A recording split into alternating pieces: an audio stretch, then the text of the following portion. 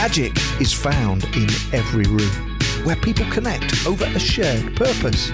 In this weekly podcast, Luke, Hannah and Chris explore the role of purpose, courage, mindset and culture in every leader's quest for transformational performance. Hello and welcome to Magic in the Room. I'm Luke Freeman. And I'm Hannah Bratterud. And today we are back here in Bozeman, Montana, recording in my home state. I'm so excited. And I get to introduce a very dear friend, Brooke Lahneman, who is a business professor at Montana State University.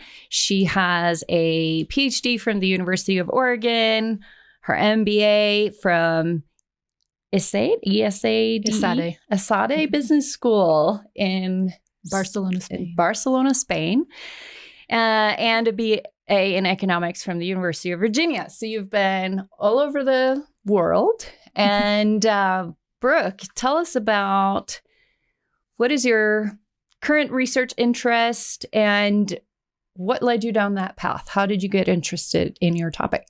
Yeah, well, thanks for having me. It's nice to be here. I became interested in the idea that businesses are the biggest problem, one of the biggest contributors to problems for climate change and social injustice. Yeah. And so actually, one of the best places to work to solve those problems. And I can come back to that. But when I was studying economics in my undergrad degree, I was able to go to Spain for a study abroad and had traveled a bit before that, but that was really eye-opening to go live in another country for a little while and travel around Europe from there and just see how, different people are and cultures are from place to place, but also how similar we are from place to place. Yeah. And that we're all dealing with these issues in climate change. And actually, traveling opens your eyes to social injustice, poverty, even more so because we're lucky to live in the United States.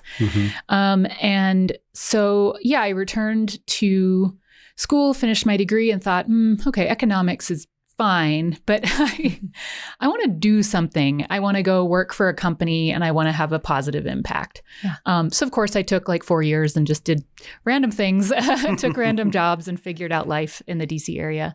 And then I did go get my MBA in Spain. And that was really life-changing for me because I thought I would go become a consultant, which would be great and fine. But I chose that program because they had a track in strategy and corporate social responsibility. Cool. And that just opened my eyes to really what, we have some tools, but we need to develop more. And how cool would it be to be a professor in a business school teaching students that we can be doing business in this positive way. One person in one company can have a really big effect. This was back in 2009. There weren't a lot of jobs in sustainability at that time. If I'd graduated now, I might have gone a different route. I don't know. But back then I thought, okay, if I really want to have a multiplier kind of impact, then I need to be in business school teaching future business leaders about, how businesses can actually resolve a lot of the problems that historically they caused. So corporations have so many resources. I mean, I think, I'm trying to remember the company, maybe Apple, it's like gross income or, in this, is I think profit is like greater than the GDP of some countries. Yeah. Wow. And, and they have access to suppliers and they have upstream and they have access to consumers downstream. And so there, if Apple, which Apple has actually become quite sustainable, think about the ripple effects that one company can have and if they decide to put their massive resources behind it. Yeah. So that's kind of where my passion came from. I decided that I wanted to be an educator and I wanted to teach business school students and I wanted to be a contributor to thinking about the new ways, like contributing to developing those new tools that we still needed to have. I love that. And you've since published a lot. You have some recent articles. You want to share a little bit about some of your recent publications? Sure. Yeah. My applicable to this topic. Yeah. Most of my research is. So I tend to look at inside organizations kind of at the business level how can they organize to be more sustainable? So looking at it from a formal and informal point of view. So literally structures and business models. I research social enterprise. And so recent publications in that area have been actually around where social enterprise locate matters for how well they do on all of their performance metrics. So not just financially, but because they have to do well financially to survive and deliver on their social and environmental goals. But there are communities that are more supportive of these non-traditional ways of organizing, more so than others. And Yeah. So tell us, and just, I want to define for listeners, like, what is a social enterprise, and, what are some of the hallmarks of what makes it different from traditional enterprise? Yeah. A social enterprise, the easiest way to describe it is it's a for-profit company that has a more of a nonprofit oriented mission. So instead of being a nonprofit, so maybe it's social equity goals, maybe it's environmental mitigation or, risk management goals. And instead of using a funding model like a nonprofit would use, where they're relying on donors, and actually quite a few of their employees are dedicated to raising those funds, they adopt a for-profit business model and use the revenue to support their mission. So it's self-generating. They can, they have to develop a product or service just like a company would have to. But they reserve a certain amount of that profit to feed back into its mission. So really popular example that I think a lot of people, actually, I'm wearing Tom's shoes right now. That's funny. I was going to ask you, Tom's shoes, right? That was kind of. I'm wearing those right now. Yeah. That's an example of a socially oriented social enterprise, meaning they make shoes and they make shoes in an environmentally sustainable way. But if you look at their mission is to improve impoverished communities around the world. So they commit to diverting a certain amount of their profit to these communities in need, and they support foundations there. Yeah. A lot of the strategies that social enterprise will adopt is just having nonprofit partners they work with. So that's it's a great complementary relationship. Yeah, it's similar to Patagonia. Yes. And I recently read Yvon Chouinard's book, Let My People Go Surfing, which is a phenomenal, both autobiographical origin story of Patagonia, but also really about how to create a purpose-led company that has a social mission, like what you described, right? And so their social mission is, I don't know if I can state it accurately, but it's about sustainability and creating more, sustainable manufacturing, and they support certain nonprofits, right? So they try to use materials that are, socially, environmentally friendly, and but yeah, I love that book and that story. I use it a lot in our work when we demonstrate, what is a shared purpose. We talk a lot about purpose. We're purpose and performance group, and so we believe that having a purpose that lives independent of your profit goals, like you may have profit, you have to make a profit to survive, like you said, but we look at profit as an outcome rather than as a goal in and of itself. Yeah. And it starts with that purpose aligning around values for the internal organization, but bigger than that, what is the impact that we're here to make? And I think that's what gets people excited to work for companies. Yes, I have a current study on B Corp certified companies, which is the certification that certifies a social enterprise business model. So any company from any industry can become a B Corp if they meet the certain minimum requirements. Okay. And I do qualitative research, so I just talk to people. I talk to 55 B Corp owners and managers, and the patterns that came out of the analysis were, at first this was really hard, but once we, because you're trying to compete against profit maximizing firms while trying to, and fulfill your purpose, have your impact, and using your profit for that, of course. But they find that the more they lean into their purpose, the more they lean into their impact, actually the profit just follows. Mm-hmm. And so instead of thinking about them like, I need to make my profit and I need to do my purpose, it's like, if I'm really doing my purpose part right, Mm-hmm. then the business does well. Mhm. Yeah. Consumers align, like consumers that align with your purpose want to buy your product. We attract what we believe, right? Yes, if we're exactly. clear about what we believe, we'll attract other people who believe Yes. that. And they also talk about, we find the right employees who are passionate to work and find meaning and impact in their own jobs working for our company. Mm-hmm. And that's like, invaluable. Yeah. Lowers turnover, you get more satisfied, more loyal employees who really put in a lot of effort. So, it's, win-wins So I'm curious as we talk through this, we've given a couple examples, but what I'm starting to picture as I listen to you talk is this continuum of social enterprise on one end, maybe like Tom's, and maybe there's something further along than Tom's, but let's just use Tom's at one end, and Patagonia's maybe a little bit further along the continuum or closer to strictly commercial since they don't do a 1-for-1. I don't know, maybe they go all the way to the end like Tom's. You're the expert, so you tell me. And then we have traditional, corporate life, maybe traditional publicly traded corporate life that maximizes profits on the other end of the spectrum. But tell us a little bit about the different places on that spectrum that organizations could land. And where I'm going with this is a lot of the folks listening, and most of the folks that we work with, on a consulting basis, we're talking about this journey of moving a little bit along the continuum towards being a more socially responsible, typically focused on employee well-being, having a shared purpose that folks align around, aligning all of our people practices around shared purpose. So all of those things are essentially moving along the continuum a little bit. But I'd love to hear for you, like, how do you see that continuum and maybe other examples of organizations that land somewhere along it? Yeah. Well, there is a big spectrum actually. And a lot of companies, publicly traded corporations, will just start there, tend to inhabit the other end of the spectrum than, let's say, Patagonia or Tom's Shoes.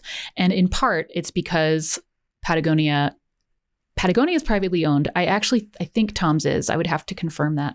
But the publicly traded companies are beholden to shareholders. So, it's not necessarily that they're evil. It's just that they have a lot of people to answer to. And they tend to be larger and more moving parts and bigger profits and, more interaction with regulators.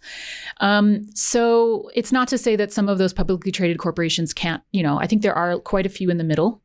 So public versus private ownership is a big kind of stick in the mud, I guess you would say, to have to really, I think we're seeing some companies try to make that shift. And I can talk about that later if you want. But I think in my class, my sustainable business class, I went looking for, I'm going to look for a really good sustainability report from a corporation that's doing a great job. And I'm going to look for what looks good as a sustainability report, but like when we really look at it, the company's not really doing very much, and they're really just maximizing profit at the expense of our well-being, nature's well-being, et cetera. And of course, I fell upon a lot of fossil fuel, petroleum companies, mineral extraction companies. They're just very, very, they're literally taking large amounts of things out of the earth and creating lots of carbon, and it's very dangerous work for the people involved. And usually they're in developing countries where workers don't have as many rights. So it's just this, combination of complex variables that sets them up to how do you start to change any of that? You have this supply chain that's in place, very hard to reconfigure that. I think a lot of companies are in motion of reconfiguring that. And that's actually one of the places I would start is audit your supply chain and see, how can you either work with your existing suppliers to improve working conditions, labor practices. There are so many groups out there, certifications, et cetera. Work with them. Don't put all of the cost on your suppliers. Work with your suppliers, help them get the training they need. Speaking of Patagonia, they have a lot of resources on that. They helped develop some fair labor standards that are available on their website and some other stuff that they have available.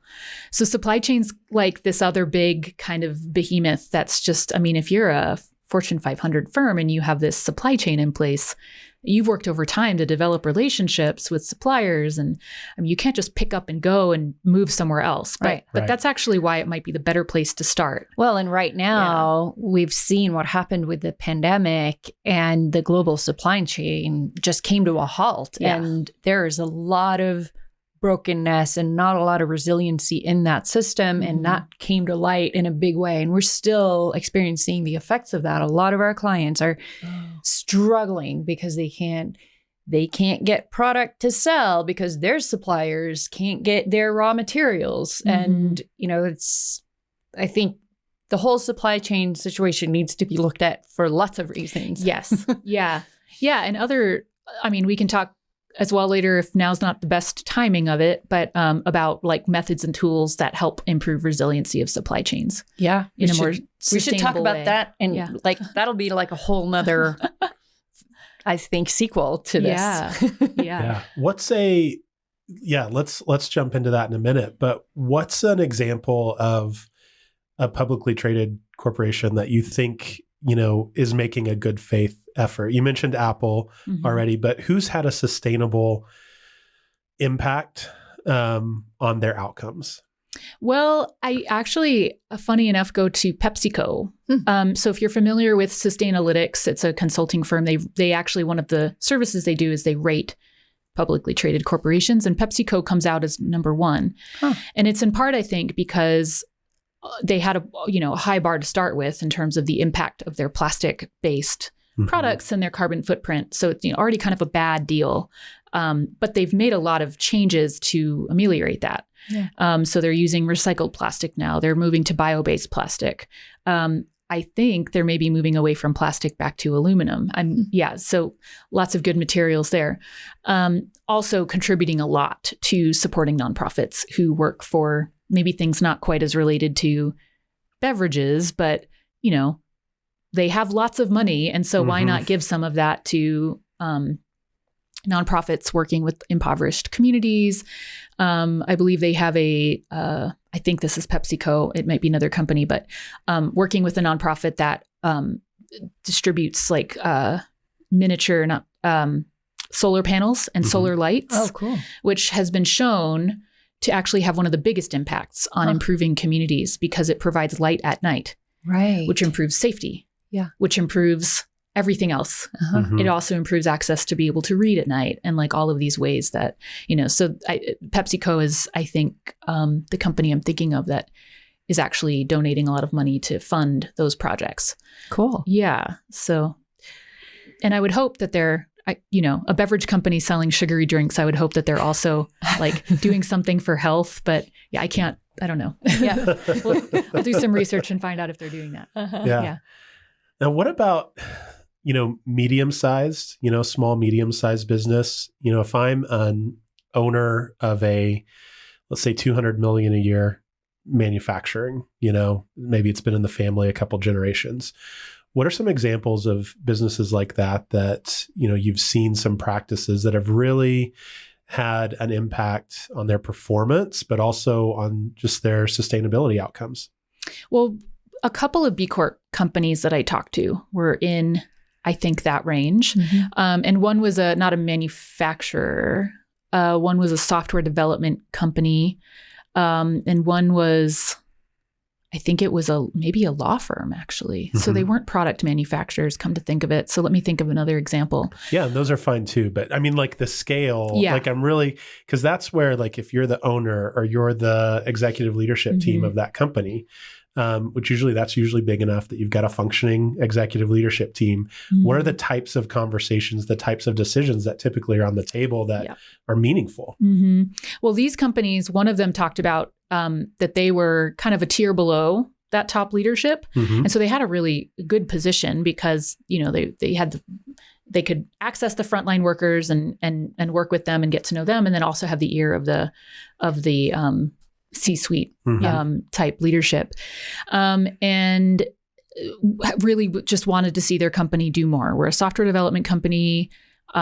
We meet a lot of people. We work with a lot of people. We design applications for them. And so their push was to go get a B Corp certification.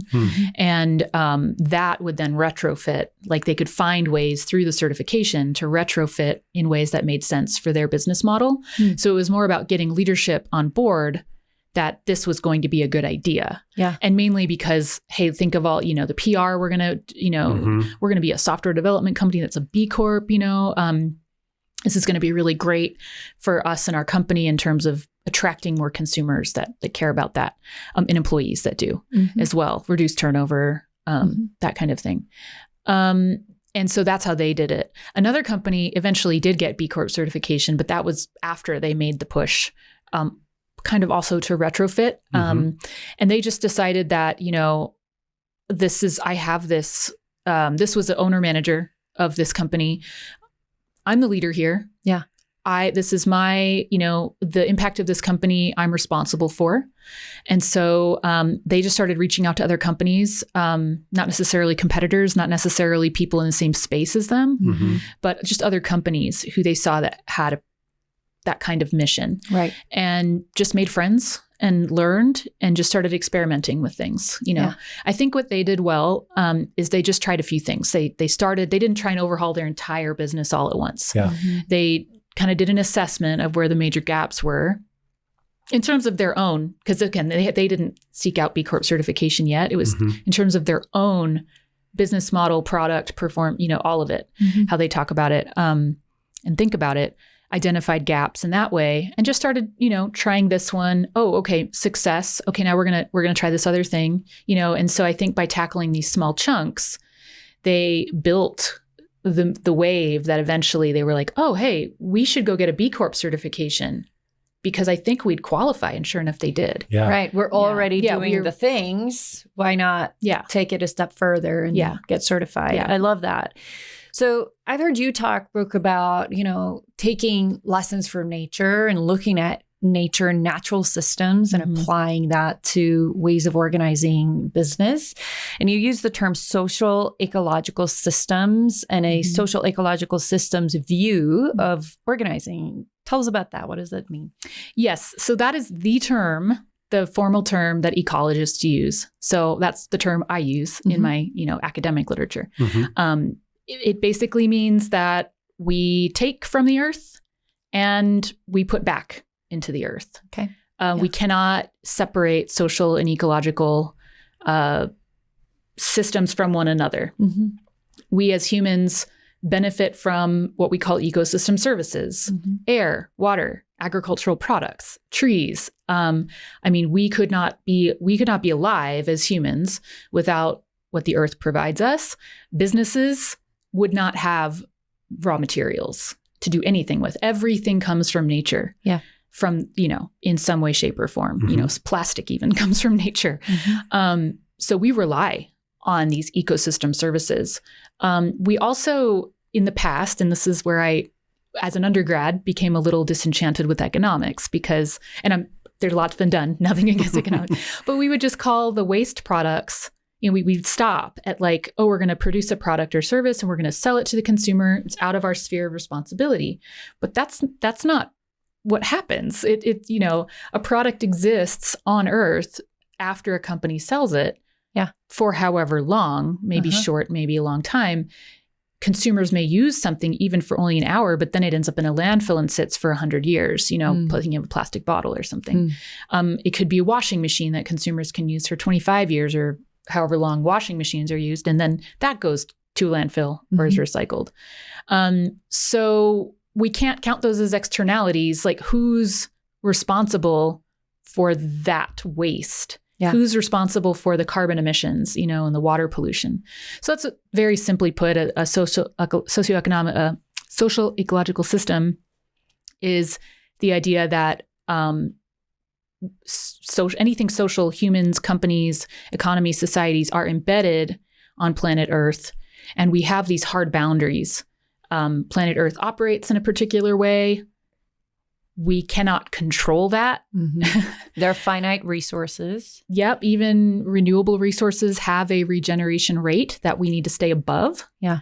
so they can regenerate. Mhm. Takes 30 years to grow a pine tree, things like that. Yes. Yep. If we overfish, the fish cannot repopulate. Mhm. No more fish, it's so the whole idea that we're myself and some other people in business research are looking at is how do we work with nature instead of just kind of taking it for granted and forgetting about our raw materials and our waste. So it's interesting. We talk about different ways that businesses can run an extraction model, or they can run a model that's sustainable, and we talk about the people practices and the people systems, right, of a business. So I think this is a really interesting analogy to that, right? Are we running an extraction model where we're extracting as many resources out of the earth and not caring about what happens to that? Or are we putting something back in of equal or greater value into the system? Yeah, that's exactly right. And that's actually where my work on social enterprise and organizational culture fits in, is it's actually just, it's a mindset that people need to adopt and just have kind of in the back of their mind at all times, filter all decision-making through, is this the right product? How do we develop a more circular model? How do we partner with companies that can help us be a more circular type of company? And circular, of course, I mean designing for reassembly, reuse, recycling. So what is the end of life going to look like? Are we designing the product at the beginning of that to be able to be disassembled, repurposed, reused, recycled, whatever? Yeah. And Nike has fabulous resources on that. I use them in my classes. They have a whole workbook, actually. It's a little bit tailored to the apparel industry, but really a lot of the they have a 50-page workbook. I think most of the questions you could work through it and find things that are really useful. Cool. And so that's the type, and if that's the type of thing that if you just have this mindset that yes, I really raw materials come from somewhere. There's a regeneration rate that I really need to be aware of. I need to maybe work with an ecologist or maybe learn from somebody who knows something about these natural systems. That's where I'm going in my research currently, is how could companies work with, let's say, ecologists or regional experts, because that's really important. We can't expect companies to do it all, but there are people who dedicate their lives to this, who have a lot of knowledge about how ecosystems work and what happens with raw material extraction, what happens when you put waste back into the earth. So leverage their expertise. You don't have to do it all on your own. Work with a consultant, work with, at MSU, we have an extension service. All land grant institutions have an extension service, and their job is to bring research to the public and translate it for the public. So, contact your extension agent, or lots of ways that we're currently trying to articulate about how companies could understand ecological systems in ways that they internalize, and then it becomes a mindset that they filter all their decision making through. And I think that companies could really do a lot more. I mean, this is something I haven't thought about until, maybe 4 or 5 years ago, because of a research project I was working on. And I don't know, I could keep talking, but I don't know if you have more questions. Well, I mean, you mentioned mindset, and that's the theme I see through all of this. So whether it's the ecological outcomes of your company, or what we mostly talk about on this podcast, which is the human outcomes of your organization, meaningful work, quality of life, retention, career building, leadership development opportunities for people, whatever it is you're talking about, it's this idea that I, as a leader, am responsible for my outcomes. And as we grow in our leadership, the circle of what we're responsible for and what we really need to notice and be aware of just grows wider and wider and wider. And what I think we see happening culturally, and what I hear you talking about in your research, is really this understanding that kind of see no evil means it doesn't exist. That's outside my value stream. I'm not responsible for it. People have seen that that's kind of a hollow way to do business. It doesn't hold water. I can't dump my trash on my next door neighbor's yard every day and then just pretend like it doesn't exist. But people do that ecologically, as you've said, but also, with the human cost of their business. I think about, I heard a story, read an article about Facebook content moderators, right? So Indonesia, pay someone whatever it is, $3 an hour, I don't know the numbers, to basically watch child abuse and torture and all sorts of horrible things as a Facebook content moderator, right? Oh, so to remove anytime anyone flags something as inappropriate, it goes to a content moderator. A real person has to look at it and then say, yes, this content is fine. It doesn't go against our policies, or no, this goes against our policies. It needs to be flagged. And then IA will hopefully catch it whenever it resurfaces.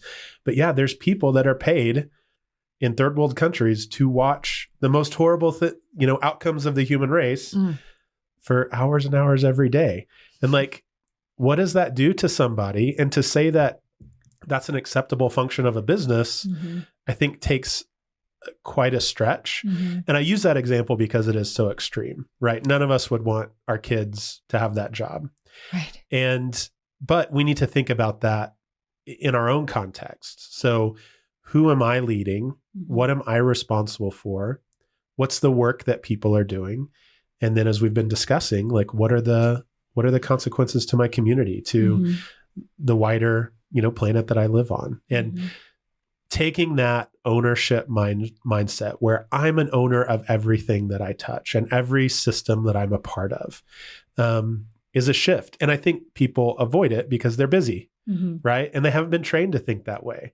And they've really been trained to I'm going to look at the P&L, I'm going to look at our turnover numbers, right? I'm managing the outcomes instead of managing the system that's creating the outcomes. That's a great example. It's a terrible example, but it's a good example of how actually, if you take the social ecological off, just the systems mindset is a way that to become aware of what are you responsible for. Yeah. Because the systems effect shows you, we think about this other way of thinking about unintended consequences. It's not really unintended. If you had thought ahead and seen the connections, you would have, seen that this is actually a possibility. Yeah. If I have somebody watch terrible videos for hours on end every day, it's 90% likely that they're going to have a mental health crisis, or something like that. 10% likely they won't. That's odd, but but you would think through those outcomes. Yeah. And that's actually where a lot of my research is going now, but more from a social ecological point of view, but is using a systems perspective to map either within an organization with culture and formal structures, or between organizations at a collective level. If we think about this, about how everything's connected, we can actually start to look at the possible outcomes. We can't predict anything, but we could assign probabilities. Yeah. And then we can plan for those. So it's a little bit like scenario planning, which Shell is really famous for. Yeah. And we've taught in strategy for a long time. But this is a little bit more of a system scenario planning, where you're saying so an example is how to make your supply chains more resilient is if you engage in systems thinking, coupling the social and ecological, you start to see, I have a lot of distribution centers in Florida. That's a hurricane mecca. And then you start to look at the factors involved, and you start to plan for hurricanes and build in resilience for hurricanes, instead of just there was a hurricane, let's react and clean up, or a pandemic, or pick what disruption you want to choose. But if you're looking at where you're operating, who you're operating with, and you start to put together all the pieces, you can start to think about this is a possible outcome. It's maybe 85% possible. So we should have a plan in place for that, and of course that's a lot of work, but it is cool. And it will actually make your company more resilient to do something like that. Inside an organization, it's going to make your company very resilient to think about what are the practices we have in place? Is this workload okay for people? Is the type of work they're doing? Do they feel like they're actually contributing to something that's meaningful to them? Because we have a lot of research showing the more meaning people can attach to their roles, the more resilient they're going to be psychologically and enjoy their work. So how can you foster that? Thinking about all those things can help you identify what we call leverage points, which is like the place where if you make a change, it has the biggest effect. It kind of ripples out and has the biggest effect. Yeah. Maybe that's as simple as, actually giving your employees the vacation days that you promise, or whatever it is that helps them stay resilient. So how is a social ecological systems view of organizing different from other ways of thinking about organizations? So kind of where we started and talked a little bit about earlier, where you have this spectrum of companies that like the ones that are further away from the impact model or social enterprise model, they tend to be thinking very, very short term. Yep. They tend to be thinking very linearly. So because they have to deliver on quarterly returns to their shareholders. Yeah. And that's one of the biggest challenges with publicly traded corporations, right? Yes. It's all about the quarterly return, which means we're only thinking 3 months out. Yes. How can we extract the most amount of profit for 3 months? Yes. And it, again, not that they're bad, it's the infrastructure they're working within. But that does tend to lend itself to kind of missing a lot of the effects of their work and attaching responsibility to that beyond a 3-month time span. It narrows the point of view as to what is actually performance. It's just the shareholder returns. Yeah. If you take a longer time horizon, you can then account for employee resilience, positive impacts on your community. A lot of those things just take a little while longer to emerge and foster. And those have monetary value. Yes, they do. So, I mean, I think, there's a reason we're purpose and performance group, right? All of those things have outcomes that are positive if the time horizon is long enough. And sorry to interrupt, but I just wanted to make that point that it's not just rainbows and unicorns, like, hey, we should think longer and how do we create meaningful work? If we take away the constraint of some sort of immediate return, it becomes much more possible to find the win-wins that I think, high character leaders are always looking for. Win-win is a great term because that's really what you're trying to accomplish. And it will take a little longer to get there, but it also takes just a slower growth model. If you're constantly trying to grow and beat your competitors and maximize your returns, then you're always looking at the shortest term, like, fire to put out or consumer trend or whatever it is. And you're not, maybe you're investing in your employees, maybe, I don't know if you are as much as you could be. But yeah, if you extend your time horizon, you can slow down a bit. You can really assess what matters. You can put the right building blocks in place. You can foster the right kinds of things that will grow and lead to better things. And then, yes, you will probably be more stable and competitive in a different way than just profit maximizing. Yeah. You're going to have like a stable employee base. You're going to have, stable consumer base. You're going to have products and services that people care about and want to support. And so you may not make you might, but I don't know, Patagonia is a funny example, but they didn't want to grow and then they grew because people loved that mission, right? So that's kind of a funny example. And they've become incredibly profitable, but back to the first example, they use a lot of that profit to fund projects that help the environment because that is in their purpose, in their mission. Yes. And back to Luke's point about it's not just puppies and rainbows and unicorns and everything. It's like, this is actually very strategic. And if you look at it from a longer term perspective, then, getting those consumers on board that align with your mission, getting the right employees in, you're competing against your competitors, and that's in a different way. Oftentimes it's more of a differentiation niche kind of strategy, if familiar with that term. And so you're differentiating yourself based on your impact or your purpose. And if you think about it, what's more unique than your purpose? Yeah. It's pretty unique and hard to mimic for other companies. So it all feeds in, it creates a positive feedback loop, really. And so it is very strategic. It's just, fighting against the short-term mindset. I think that's the hardest part because that's so built into our society, economy. Yeah, we've been conditioned to think in quarterly increments, right? And so we've been touching on kind of the why throughout this last few minutes here, if you were to kind of summarize, like, why does it matter? Why should leaders be thinking this way versus traditional ways of looking at organizations? I teach in business school, and I teach the future business leaders. They want companies. They want to run companies like this. They want to work for companies like this. Yeah. I teach very smart, intelligent, hardworking, motivated students, and they want to be at companies that have a purpose, that have an impact. They want to be working for something. They don't just want to go earn a paycheck 9 to 5 and go home. They have passion. So, work if you want to get the right kinds of employees, that they are there.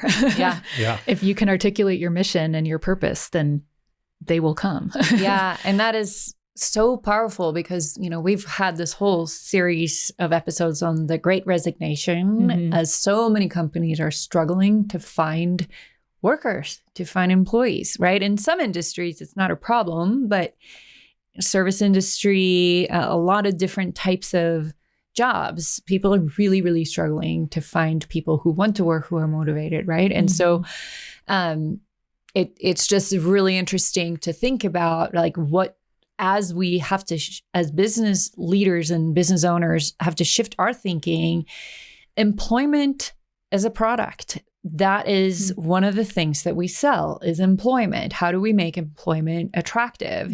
And what you just touched on, that's what people care about. That's what young people coming up in college are looking for. If we can provide what they want, we can create much more healthy, sustainable, profitable businesses. Yes. Yeah. And that's the other why. Well, there's a couple other whys, but one is, so the same students that are going to be your employees, they're also the harbinger of consumers. And, there's obviously a lot of different kinds of consumers out there. But the trends I'm seeing in the students I'm teaching, and I've been teaching for 12 years, and more and more and more. Yeah. I'm hearing this every year. Yeah. Business schools are starting more programs in this area because that's what students want. And that's, that's what we sell, that quote unquote, is, we have to keep up with what's relevant to the business world. And we should be a little ahead of that to prepare the workforce. But consumers want transparency. They want accountability. And they will vote with their dollars. Yeah. And we're seeing that.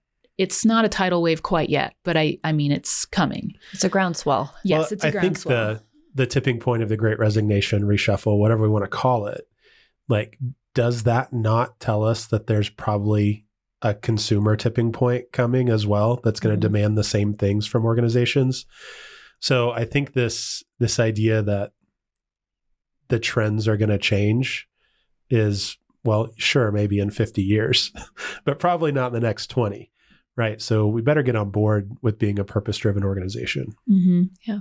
And the last why I'll offer is, I've talked to a lot of, in my qualitative interview type research, a lot of business owners who have impact-driven companies or purpose-driven companies, and it's sustaining for them.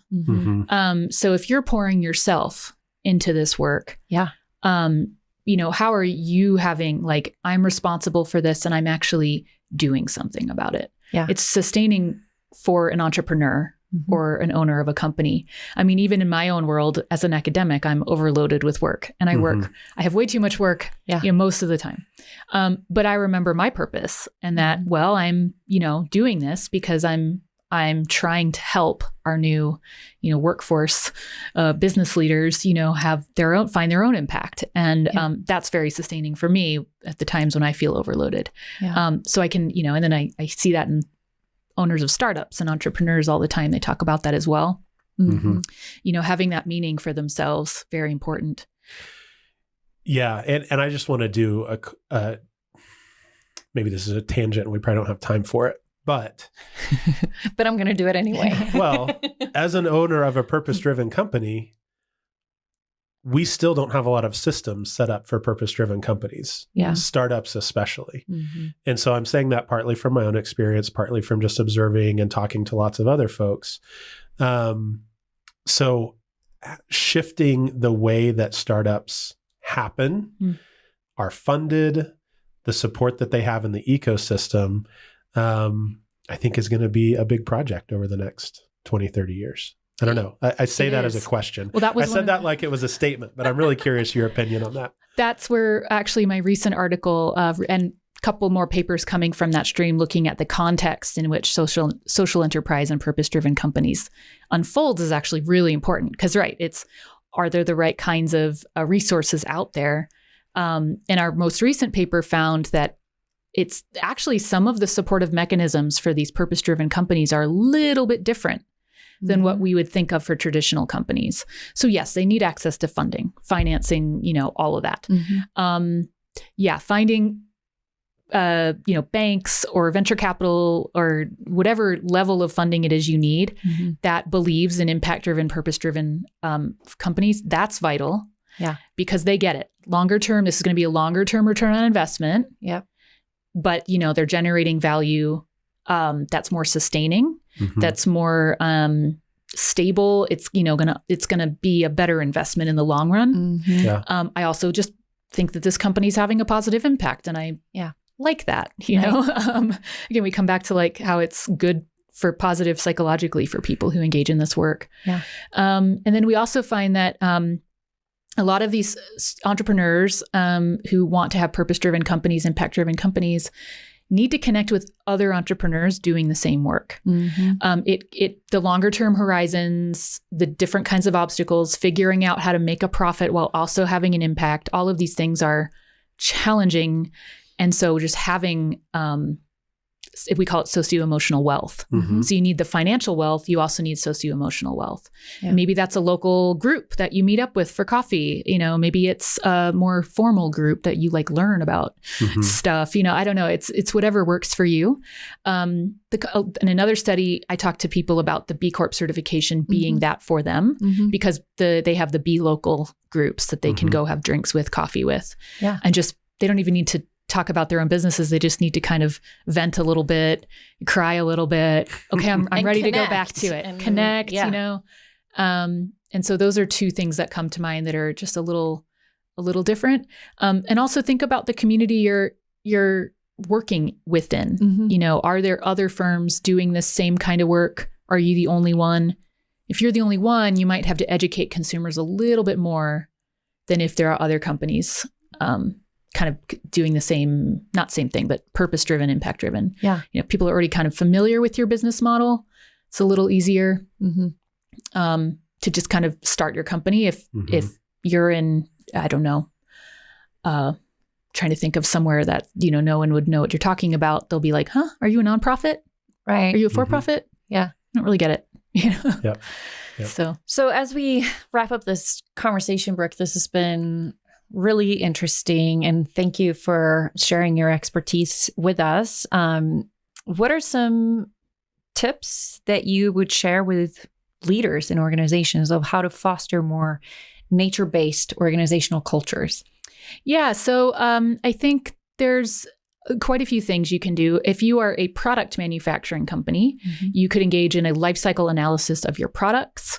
You get the right, with any of this, you need to be in organizational culture involving a diversity of like a cross section of your employees in the change. Yeah. It may be a small change. It may be a big change. It might be a series of small changes, but you get frontline workers in there from engineering, get leaders in from engineering, get frontline workers from, sales, and make sure they're the right kind of people. Make sure they have some social capital inside the organization. Yeah. They have some trust. They have good relationships. And then the work might be a little slow at first, but, with leadership, giving them some help, but not kind of dictating what they should do, you'll start to see this like groundswell turn into this really amazing effort. And so, the life cycle analysis could be useful for that kind of group to engage in on a product that basically identifies from raw materials all the way to end of life of a product, where are the most material impacts? Yeah. And you can actually outsource that. There are firms that do that for you. But that gives you the awareness of the impact that your products have on this earth? What social impacts are they having? What environmental impacts are they having? What economic impacts are they having? A life cycle analysis is a fantastic way to find out the social and environmental, gaps or risks that you have. Yeah. Also, where you could be saving money in some of these places. Like if you think about the entire lifespan of a product, you start to identify lots of different areas for innovation that you might not otherwise think of. So that's for an environmental firm. As much as you can, going circular, and having your cross section of employees helping you figure out how to do that, whether that's your carbon neutral or your zero waste or however you want to put it, or your social impact. Of course, how well we're doing with the environment clearly impacts our well-being as people who need to breathe the air and drink the water. So. And then for a services company, engaging in some systems thinking and thinking about what are the network of suppliers and partners that we're working with to provide our service. Are they on board with potentially helping us have our entire footprint be, adopting that as part of your responsibility? And are they on board with helping us improve?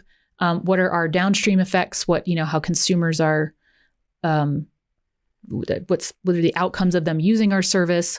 And then thinking about how you can measure that, because I heard somebody say this the other week and I love it. What gets measured matters. And so kind of putting, kind of doing the systems view of your upstream and downstream work as a services company, and then putting metrics in place, just helps you get, first of all, a sense of what's what, and then you can start to tweak and change and work there. But I think for the culture, it's really that social ecological systems mindset that we cannot take for granted natural resources. We cannot just, waste just doesn't disappear, right? Because I put the plastic bottle in the recycling bin. That has to go somewhere, and it has continuing effects. And whether you're a products company or a services company, that's going to just, again, you can filter your decision making through that.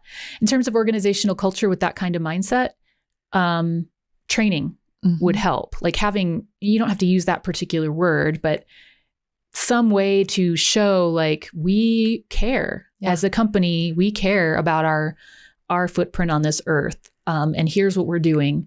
If you'd like to get involved, here's how you can. And we would say the methodology there is a clear shared purpose and then clear commitments. So rather than here are our values, stewardship, we whatever. Put them in a binder or maybe even on the wall, but right. But it's really behavioralized. Maybe we do believe in stewardship, but that means these 5 behaviors, and you might have to do workshopping around what are those 5 behaviors for each function of the business. So it really has to get into behaviorally, how do we live out what we believe? And then how does that get integrated into our talent attraction, selection, onboarding, training, performance management programs? Yeah, that's great. That's great. Yeah. I think it's really important not to just say, the words. We value nature. It's and how do you value nature? And that's what we're passionate doing? about, right? Is operationalizing purpose. What does it mean? We say we have this purpose. How do we live that out? What impact does it have? How does it change the outcomes of our business? But it starts with behavioral commitments. We commit to do these things, and that's who we are, right? That's our identity, and that's our lifestyle, and that's how we live out our purpose every day. So this has been an awesome conversation. I really appreciate you being here, Brooke. Luke, any final thoughts or key takeaways you want to share as we wrap up? No, I just leave with this idea that we all have to take responsibility for the outcomes of our business, whether that's an employee leaving and having had a bad experience, or whether that's physical waste that we're responsible for, and that it takes work. But also the encouraging piece is all the trending is moving towards this. And, my word of caution to people who are in maybe taking a more traditional view of their enterprise is that, yes, it does take longer for these purpose-centric behaviors to have payoffs. But once they do, I think the markets are going to flip really quickly. Mm-hmm. And the people who haven't started that 10-year transformation change management, journey are not going to be able to make the change in a year. Mm-hmm. It really does take time to bake in the oven, to really have things rise and do transformation. And so, my encouragement is, the best time to plant a tree is 20 years ago. The second best time is today. So find a way to move forward. Yeah, I agree.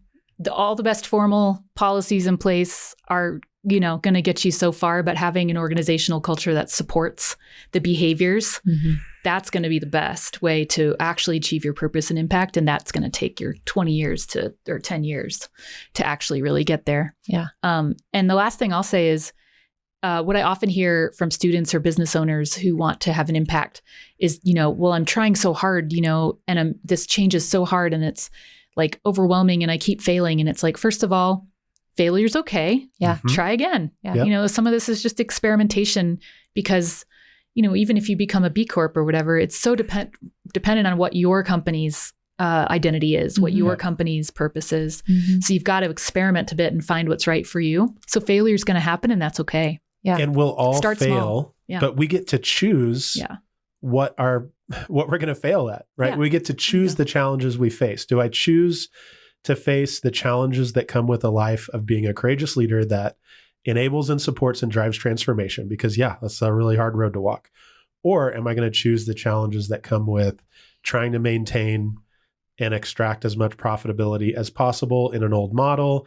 And then that's going to bring challenges too. Yeah. There's no challenge-free path. So we have to be, and don't have to be, we get the choice to be intentional about what challenges we're going to take on. Yeah. So Brooke, if people want to learn more, where can they find your research? How can they connect with you? So the easiest way is to find me on the Montana State faculty directory. Yeah. And my email's there, links to my personal website, links to my research, Google Scholar page is there. And my contact information is all there as well. Okay. Awesome. Thank you so much for being here. Luke. Thank you for having me. This is fun. Yeah. Thanks so much. Yeah. And if you are a courageous leader who want to explore how to create a more organic way of doing business and a more nature-based way of organizing, we can help you with that. It starts with getting clear on what your purpose is, what your values are, how you create commitments to those values and operationalize that purpose. You can find us at purposeandperformancegroup.com, and we are on most of the social media channels. So reach out if you want to talk more.